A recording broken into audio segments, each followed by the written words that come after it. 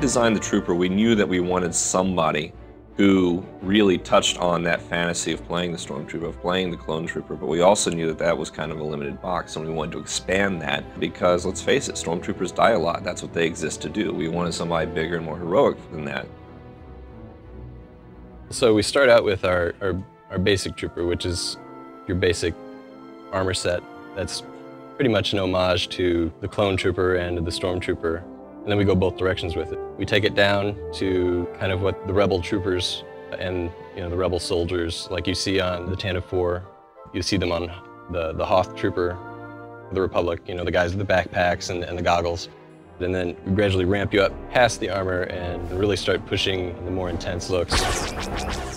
A big part of the Trooper has been that they're more aggressive than the Jedi. They aren't bound by this code necessarily. They have regulations, they have rules, obviously. This is the Republic, but they are very aggressive in defending the Republic. They will go out of their way to attack the Empire, to attack their resources, their personnel, their weapons, to make sure that this is not just a fair fight, that the Republic is going to win this fight at all costs.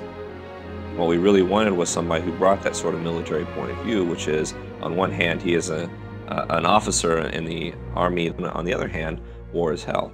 And sometimes you have to actually make the tough choices in order to get the stuff done. We had to sell animations to be giving them a strong feature. What defines a trooper? They are strong, they're efficient at what they do, and they carry a big supply of weapons that we need to support the animation to have these weapons look good in the game. This animation sells on how strong a trooper is in close battle. If the gun can't knock the enemy down, the Trooper will physically knock them down. The Trooper is largely, first and foremost, inspired by the gun and inspired by using a gun to solve problems. And so what we looked for is movie clips and other games and how they actually handle largely automatic fire, actually getting in there and just mowing down fields of people with lots of weapons. He believes in just going in and kicking butt and taking names.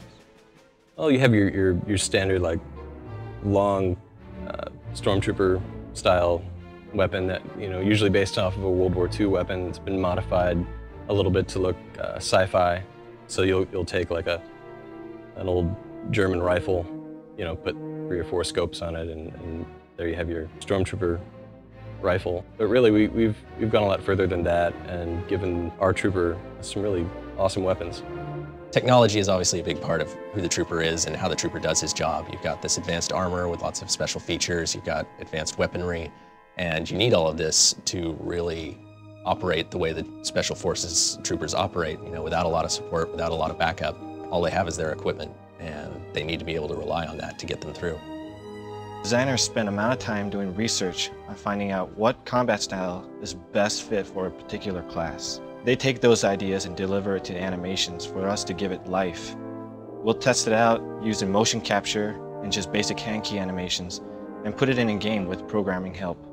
When we go in to get our motion capture, we have a good idea of how it's all going to play out, what we need, what kind of data we need to get. So we tell them to hold the weapon and interrogate someone. So I'll be the guy that they're interrogating.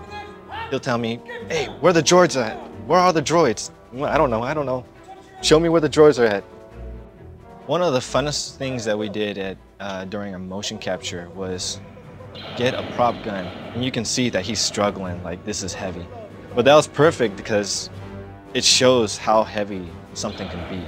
And we take that data and deliver it in our game, just polish it up and make it look good for our characters. I think one of the biggest challenges that the players are going to face when they're playing as a Trooper is choosing how they're going to fight this war. We've faced by an enemy that we know will do anything to win. They'll kill civilians, they'll poison the water, they'll salt the fields, all of that. There's nothing they'll hesitate to do. And when you as a player are faced with this enemy, you have to choose, are you going to fight fire with fire? Are you going to use their tactics against them to win this war? Or are you going to try to take the high road and risk losing everything? If people were asking me what class they should play in the Old Republic, I would have to say don't underestimate the Trooper, because it's just so satisfying to go in and all guns blazing, to go in and clear a room with grenades, clear the room with fire bombs and sticky grenades, and get the stuff done through just superior firepower.